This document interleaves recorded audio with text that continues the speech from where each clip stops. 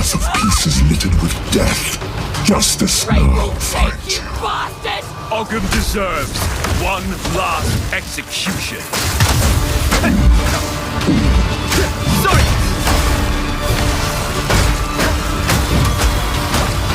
Face your death.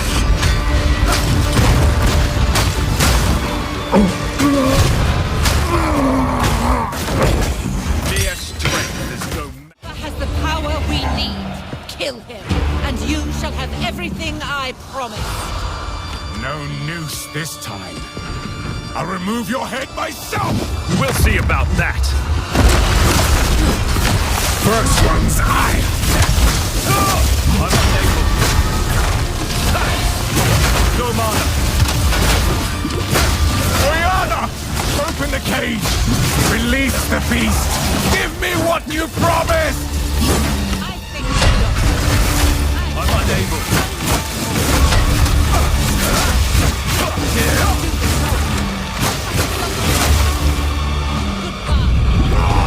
You manipulative whore! How dare you abandon me after all I've given you!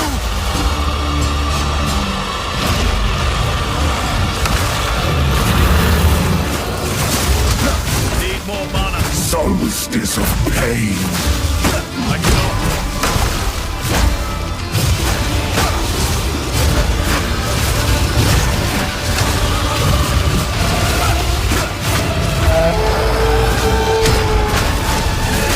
As night falls, winter's chill, soaked the unworthy, through an endless night, they wither and tarry, forsaken frosts, as cold as death, of Bale's misery. The pack won't. I will take out your heart and savor its fight. I need mana.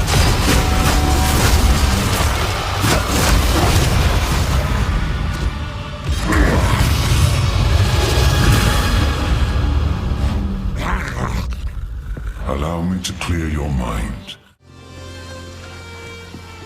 Hey guys, so here first I'll cover the skills and how it works for the build.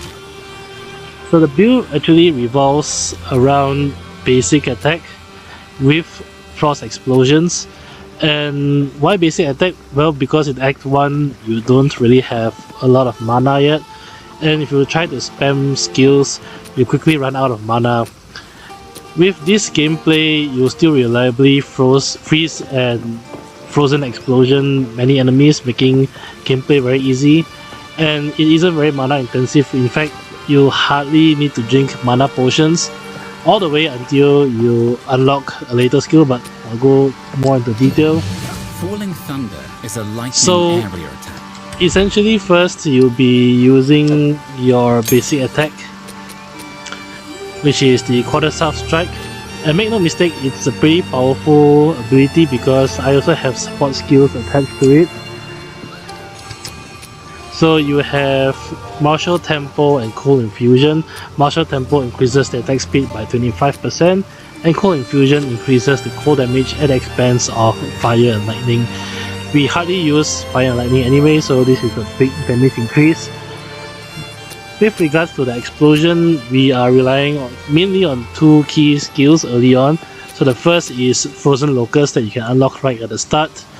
Frost Locus places a sort of ice block on the ground that will actually attract enemies, so it acts as a dummy. For one thing, enemies will attack it, but for the other thing, you can also attack it, and if the sort of ice block explodes, it very reliably freezes enemies, especially early on where you have the Glaciation support skill.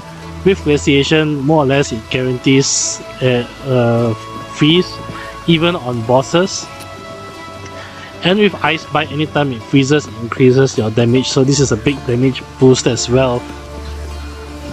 Along with Frozen Locus, I also have Frozen Bomb as well.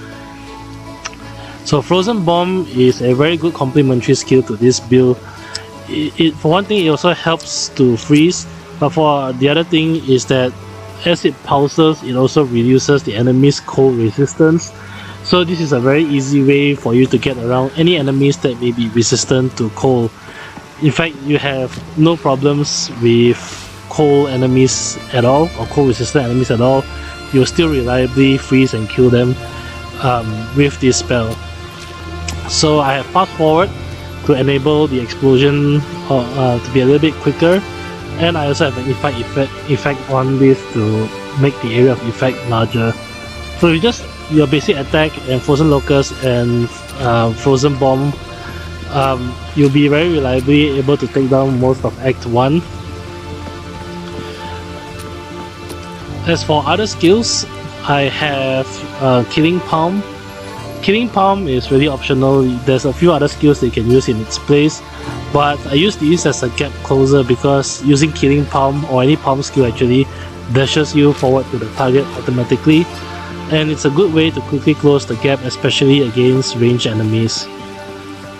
With Killing Palm, I also have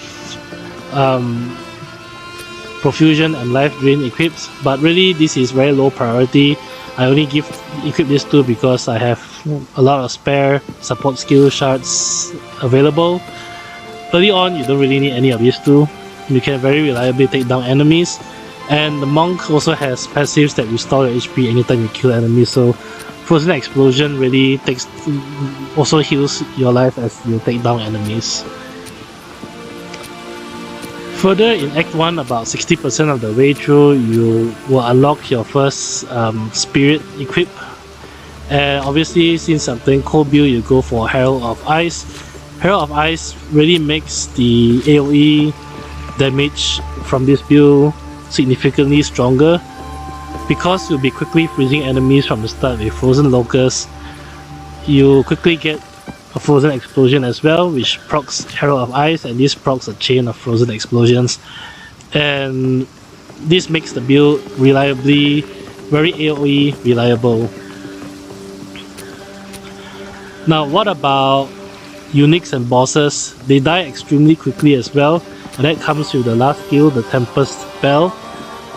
I hardly use Tempest Bell on normal mobs because you don't really need to, they die pretty quickly. But on much stronger bosses, and there'll be videos here as well, Tempest Bell really kills them extremely quickly. So what you do at the start is you drop your usual Frozen Locus and Frost Bomb to freeze the boss, and while you drop these two, you are hitting the boss with your basic attack, which counts as a strike skill. When you have 4 strike skills, you can use Tempest Bell, so the timing is actually pretty nice. By the time the boss gets frozen, your Tempest Bell should be ready, so you drop Tempest Bell on top of the frozen boss, and then you continue hitting Tempest Bell. With Tempest Bell, I actually use 2 different strength related support skills. I have first Ruthless, but you can also decide to use Overpower first, either one is okay. And once you have enough strength, you can then equip the second. Notice that both the support skills for Tempest Bells are designed to greatly increase the stun meter, and this chains very well because what happens in boss fights is that you firstly freeze the boss at the start with your Frozen Locus, and then you drop the bell. As soon as the boss recovers from the frozen state, they will be very close to stun because you've hit the bell quite a few times, and you see the boss's stun meter drastically build up. So essentially this lets you freeze the boss and then stun the boss, and then you can quickly try to drop more Frozen Locus to try and refreeze the boss after that. But usually, so far in chapter 1 at least, the bosses die before they recover from the stun, so it is that effective overall.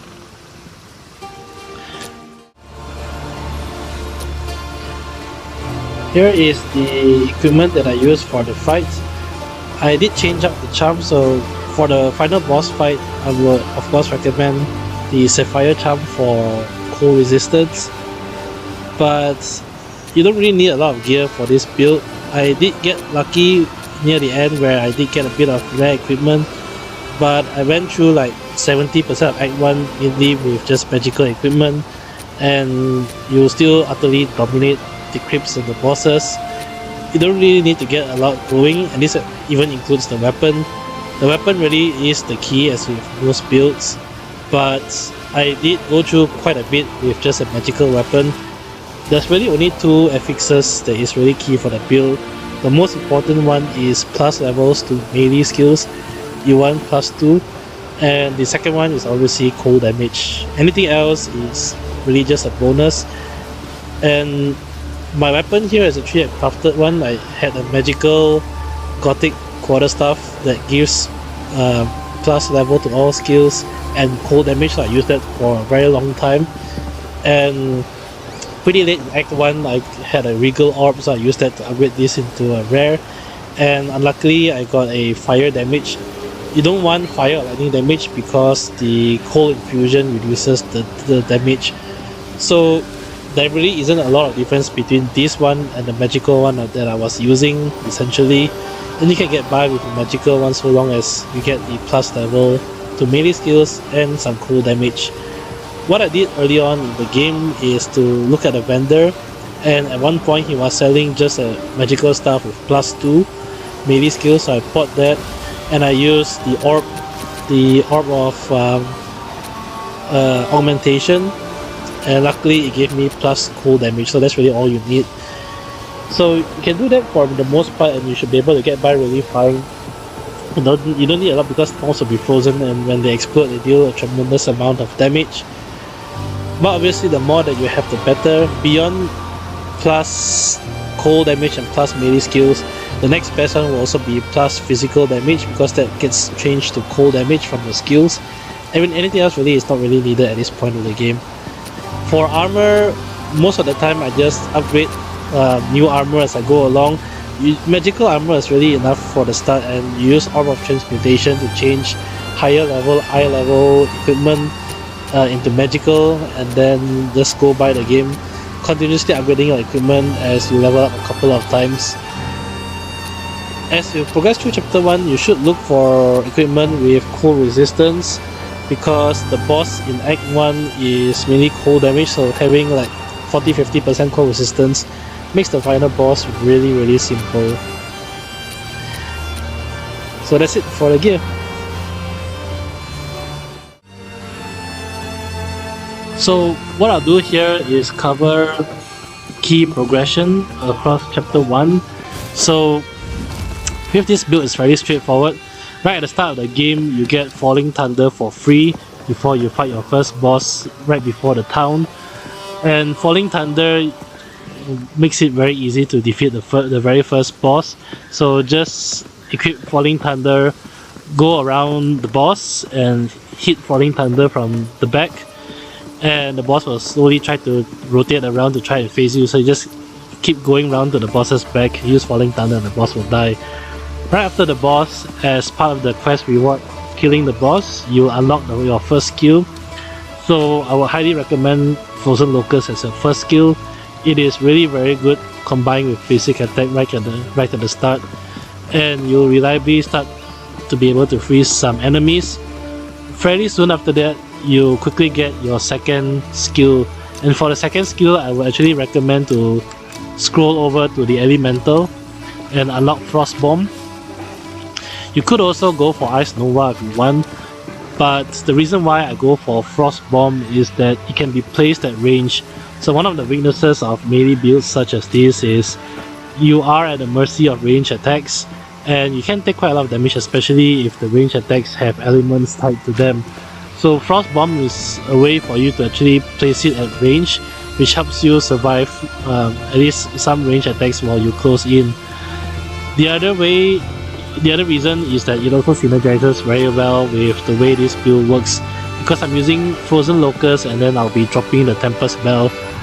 The timing of the frozen explosion is also quite nice. Sometimes it actually explodes right when the Tempest Bell is there, and so it procs additional hits as well. And it exploding while the tempest bell is up is actually better rather than getting damage before the bell. And one note about the elemental skill slot here, the elemental skills do not have any weapon requirements, so you don't have to worry about swapping weapons or anything like this. You can still use Frost Bomb even while having a quarterstaff equipped. So going back to the quarterstaff, right after your first two skills, when you can unlock Killing Palm, and Killing Palm would be your dash go-to skill.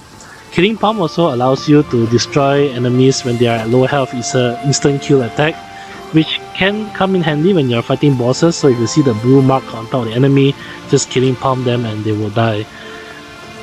Eventually you also unlock the support skill, where Healing Palm culling an enemy also restores a bit of HP.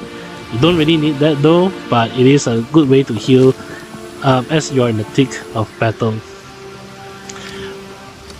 Once you're about level 9 or so, I believe, you start getting level 6 or so, you start getting the second row of abilities, and the really only one that you need is Tempest Bell. So Tempest Bell, you just stick it at one of your ability slots, and you really only use this if you need the extra damage. Most normal gameplay and even magic and rare elites actually die even without Tempest Bell, but this is a go-to if you need the extra damage. I mainly use this to kill those special bosses or the act bosses, where obviously they have quite a bit of health and they practically die in 1 or 2 Tempest Spells. Eventually, once you hit at around level 15 or so, you unlock the third row, and Ice Strike is what I use. Ice Strike is the upgrade to your basic attack, and it does considerably more damage, plus it does ice damage as well, which is nice. The thing about Ice Strike though is that each hit requires mana, so in the early stages in Act 1 you won't have enough mana to sustain. What I do is I still stick to basic attack, but I slot Ice Strike in when I fight bosses. You don't have to worry about the support skills, because as you swap the skills, you can just bring over the support skills from your basic attack into Ice Strike. So what you do is go to your skills, go to your basic attack, and then go to manage sockets, and you can just bring over Martial Tempo and Cold Infusion into Ice Strike, and then use Ice Strike for the bosses. It deals tremendously heavy damage.